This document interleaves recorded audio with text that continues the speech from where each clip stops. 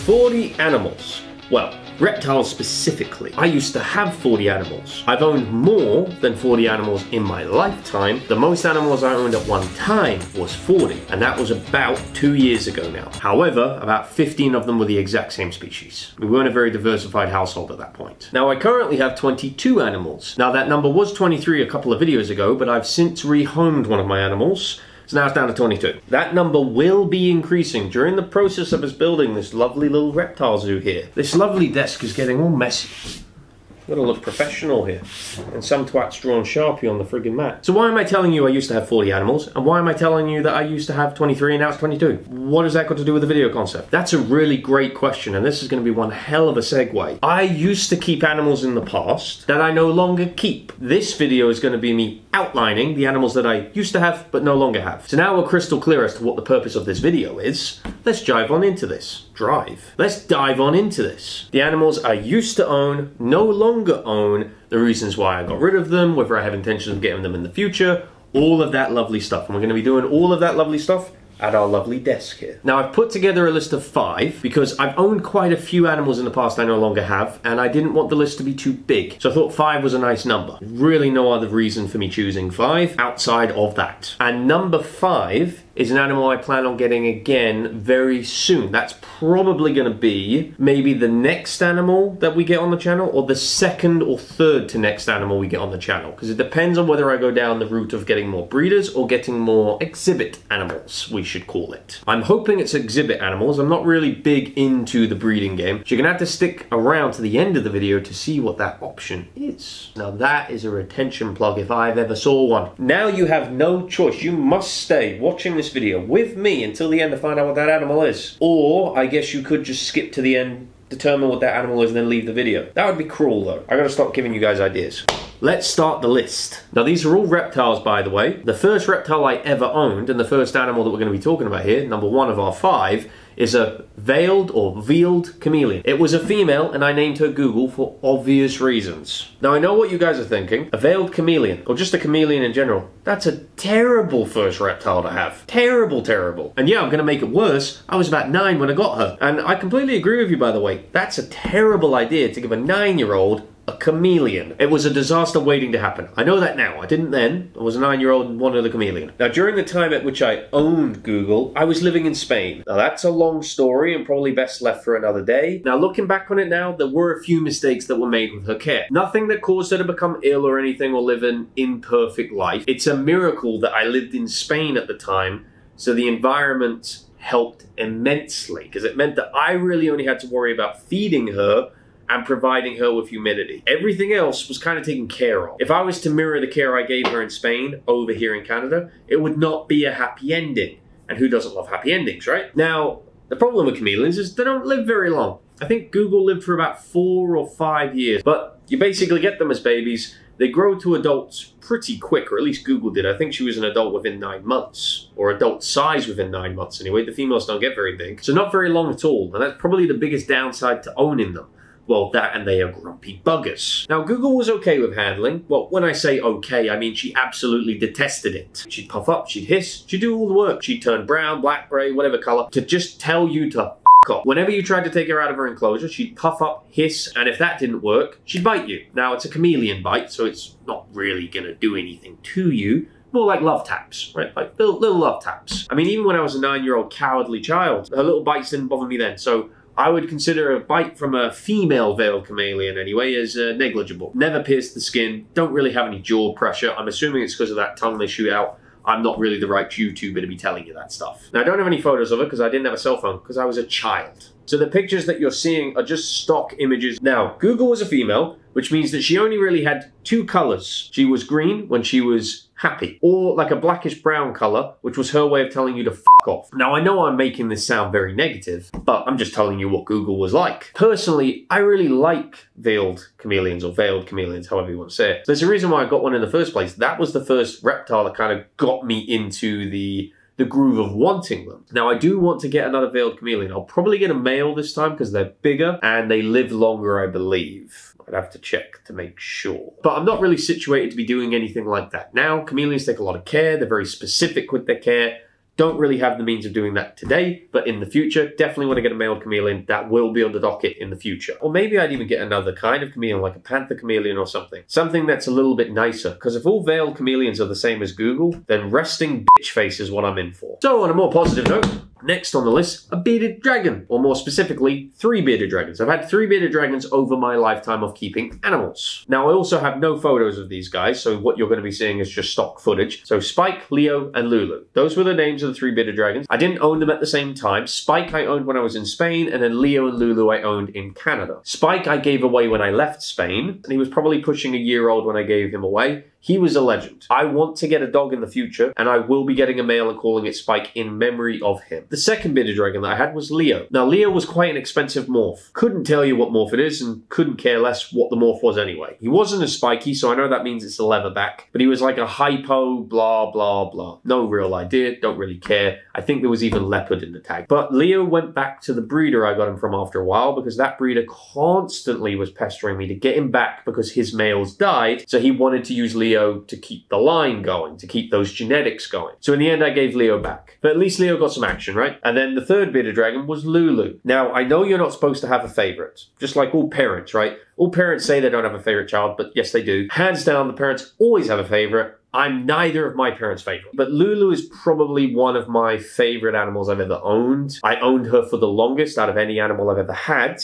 But I mean, bearded dragons are tanks. As long as you give them the basic necessities of what they need, they're tanks. They will live through anything. Absolute monsters. I mean, Spike launched himself off a 10-foot stairwell and was fine. Now, I do plan on getting a bearded dragon again in the future, but I have a very unique idea on how to obtain the bearded dragon and how to house the bearded dragon. Now, I'm not going to tell you what that is. I'm going to leave it up in the air because I don't know when I'm going to do it, and I don't want to tell anybody the idea, them think, oh, that's a great idea, and then make the video and then undercut me. I'm trying to grow on this platform. I don't want to be giving away my genius ideas. I can't be a legend making mistakes like that. Put your guesses in the comments as to what you think the plan is, but trust me, you will not guess it.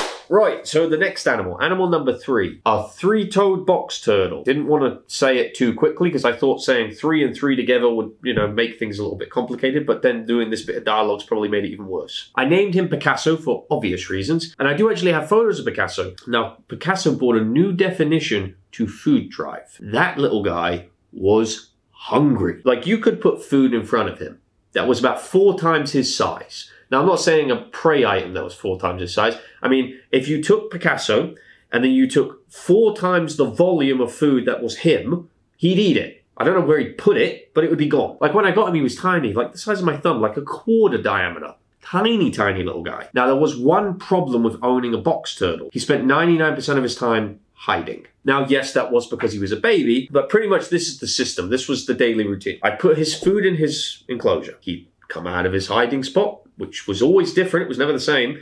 And he'd come over, scoff the food down in lightning speed, and then as soon as I turn around, he'd be gone again. And that was it every single day for 3 months. I never saw the little bugger. Now, I'm assuming he was hiding that length of time because he was a baby. Most reptiles you get obtain their adult size within 1, 2, 3 years. He wasn't going to be obtaining that size for quite a bit longer than that. So that meant that I'd pretty much just be having a box of mud as a pet for 2, 3, 4, 5, not really sure how long. It was a really cool idea to have an animal that could live that long and kind of, we could grow up beside each other almost. We could eventually be pensioners sitting on the porch, cursing the youth. Now, I did end up giving him away to a friend of mine. So I still do have access to him, kind of. The friend lives about 10 hours away. And the reason for me giving him away was, as I said, he would hide a lot, which kind of made it hard to interact with him. He was going to be small for a very long time, so interaction with him was risky anyway because it could cause him to become harmed because he was so small. And of course, he spent 23 hours, 59 minutes, 59 seconds hiding, which is a real shame because, I mean, he's a great animal. They're just not really the animal that I'm looking for. They're not really filling that void of connection that I'm so desperate for. But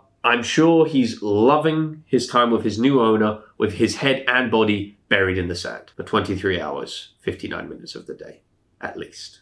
So, animal number 4, a Tokay Gecko. And I keep telling you on this channel that I like to interact with my animals. That argument kind of falls apart now though, doesn't it? Now, I got this little guy off Kijiji, which is our version of Craigslist here in Canada. Now, the person from Kijiji had purchased a wild-caught female. This wild-caught female had 1 baby, which was the Tokay Gecko that I got. And then the person who had this adult female was scared that she was going to eat the baby. So he removed the baby from the mother, not knowing if that was a positive or negative thing. Turns out it's more of a negative thing. They tend to live kind of alongside the adults for quite a while. You can separate them, but you don't want to separate them too early, at least from the research that I've done. So he was tiny, and the photos that you're seeing of him are actually him. Now, the reason the guy was selling him on Kijiji was because he couldn't get him to eat, which turns out might be because he was separated from his mother. Not really sure about that. I'm not a Tokay expert, and I haven't done any research since I owned one. Because like I said, this is a list of the top 5 that I don't currently own. So spoiler alert, you know I don't own this Tokay Gecko anymore. But I found it on Kijiji, brought it into my care, and I got it eating. Somehow I just set it up in an enclosure that was perfectly kind of set environmentally, and it started to eat. He was doing wonderful. He was doing fine. And that image that you just saw, he was probably about 3 inches there. After a week of him eating, he doubled, almost doubled. And at that point, it was almost impossible to get him to go on my hand like that again. Now, the reason I don't own this Tokay Gecko anymore is because he was a right nippy f***er. That first image you see with him on my hand, that was when I first got him, and he was vulnerable, he was slow. You know, he hadn't eaten. He was way skinnier than what you see in that photo. But once I got him eating and he doubled in size, from that point on, every time I opened that enclosure, it was a battle. Now, I never grabbed him. I never put my hand into the enclosure and grabbed him. The only time I ever actually had to grab him was when I'd open the enclosure, do something, and he'd book it. Just absolutely book it out of the enclosure. Because those exoterra enclosures, when you open the door, they have that little gap, and he just straight through it. And it's like, oh no, where has he gone? Now, I have no idea why he would just book it out of the enclosure. You'd think just hiding in the enclosure would be the safest option. It's an area he knows, but instead he felt the need to just absolutely book it right out of the enclosure, away from me, I guess. Now, I called him Spots, because I thought calling him a more playful, childish kind of name, like happy name, would maybe help with his attitude problems. Turns out it did jack.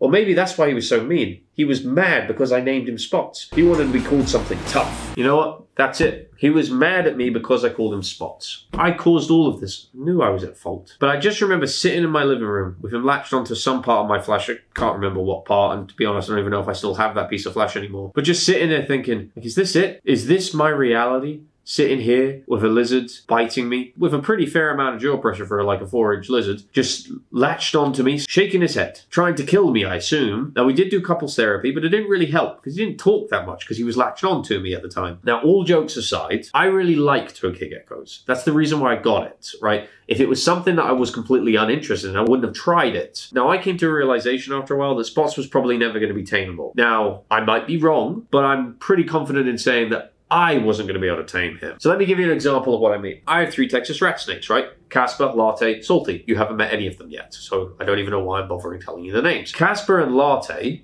are nice, just born that way. And Salty, not so nice. Now, I got all 3 of these snakes from the same person, and that person didn't handle any of them. And they were all sub-adults when I got them. Casper and Latte, to this day, I barely handle them, and they are blossoms. Chill, nice snakes, basically just big corn snakes. Salty, no. Salty wants to kill me. She wants me dead. Now, yes, I could work with Salty, and maybe I could tame her down to be as good as Latte and Casper, but Latte and Casper are already at that level. So if I was to put time into Latte and Casper, imagine how much better I can get them. So the natural demeanor of these animals comes into play when it comes to taming them down, and I don't think that Spots had the demeanor that was really tameable. He probably was the Salty of Tokay Geckos. I could get him better, but I couldn't get him tame. Like a bearded dragon, for example, right? Comes out of the egg, chill. It's not going to bite you. It's not going to do anything. They're just chill. They're just naturally like that. That's just their demeanor. A Tokay Gecko, absolutely not. It comes out of the egg, it wants to kill you. And their jaw pressure is no joke. Spots was 4 inches long,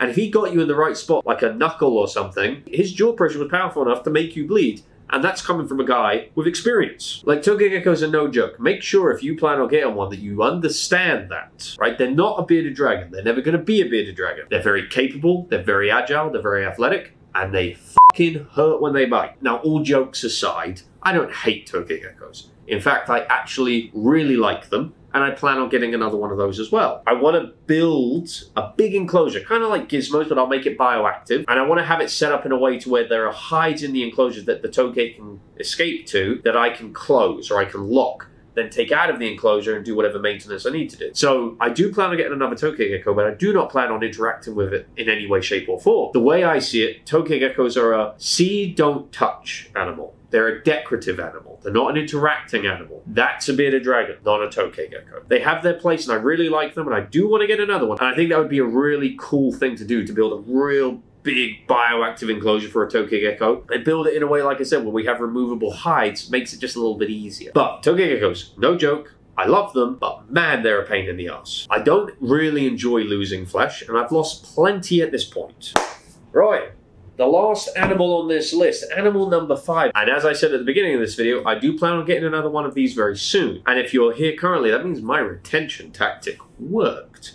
I got you to watch the whole video to this point. Or you ignored that, just skipped right ahead to figure out what it was and then left the video. In which case, touche, sunshine. A false water cobra, or a falsie, or a Brazilian smooth snake. There are so many bloody names, I don't know which ones are accurate. But to be completely honest, I regret rehoming him. His name was Morty, and man, I've never seen anything, and I mean anything, with a food drive like that. He'd eat a hot dog if you offered it to him. I didn't, but if I did, he would have eaten it. Now, I think it was about a year when I got him. I'm a little foggy on that because the guy I got him from didn't know either. But when I rehomed him, he was pushing 3 feet long, and I think about 2 years old, because I had him for about a year. Now, the reason why I rehomed Morty was because I decided to kind of do the big expansion thing. Start building the reptile room and doing all of that. Now, a lot of the snakes I have, like the Texas rat snakes and some of the other stuff you haven't seen yet, get quite big. And Morty was another one that was going to get quite big. The thing is that a lot of the snakes I currently have are approaching their full size or are at full size. So I've got enough enclosures to worry about building. Morty was growing like a bloody weed. Like, it was almost as if that every time you fed him, he got that level bigger. But that's the reason why I ended up rehoming him, because I went, I don't feel like I'm going to be capable of keeping up with all the animals I currently have, of rehousing them into something that's, you know, proper size. And for him especially, because he's growing like an absolute weed. I still have contact with the people that I rehomed him with, and they keep me in the loop. Every couple of months, they send me photos. Brandon, who's the guy who actually took him, he's building him a nice big enclosure. He sends me photos of that. I've asked him permission if I can use them in the video. He said yes. So here's the progress on some of his enclosure pics. Here's Morty.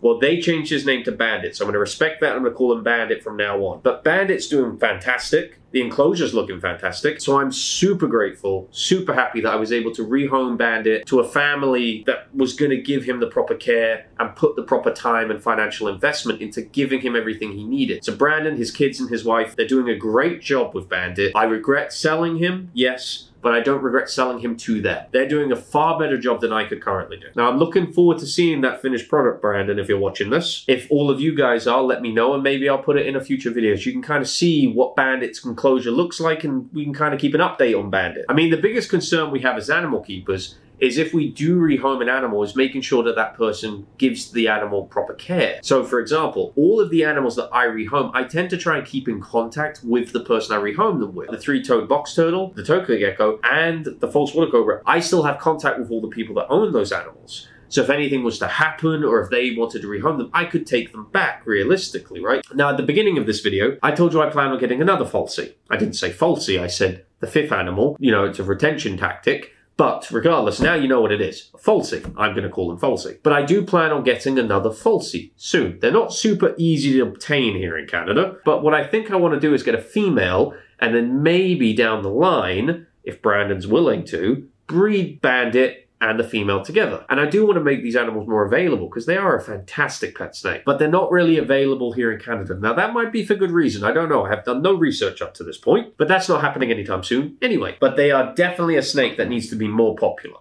Right, so let's review the 5 animals I used to own but don't currently own. A veiled chameleon, which I do plan on getting again, but a male this time. A bearded dragon, which I do plan on getting again, but I have a very interesting idea on how to obtain the bearded dragon and how to home them. A 3-toed box turtle, which, to be completely honest, I don't know if I'd get another one of those. I might get a larger turtle or tortoise species. I might try something like that. Bigger is always better, right? Size matters. A Tokay Gecko, which I definitely want to get again, but I want to set it up in a big bioactive enclosure so that I don't have to continue my trauma. I have no plans of interacting with it physically because I do not want to lose any more flesh. I've lost enough at this point. And finally, a false water cobra. Easily in my top 3 favorite snakes. I want to get another one. That is coming soon. I've set the camera up so my hands are slightly out of shot, but there's a lot of space above my head. I'm going to fix that. Let's fix it, lads. I'm going to be fondling you a little bit here, guys. Oh, there we go. That's probably going to be absolutely fantastic. Is it? Or did I fuck it up? Now if I tilt my head up, you can barely see the hat. Unless I scoot all the way back here. Alright. Another time to set it up here. Oh, you know what I've probably done? I've probably just zoomed the fucking thing. Oh, yeah. You twat. Yeah, now it's fine. See, I've got stretch for my arms, my hat's in screen. Oh, I swear I'll be good at this one day.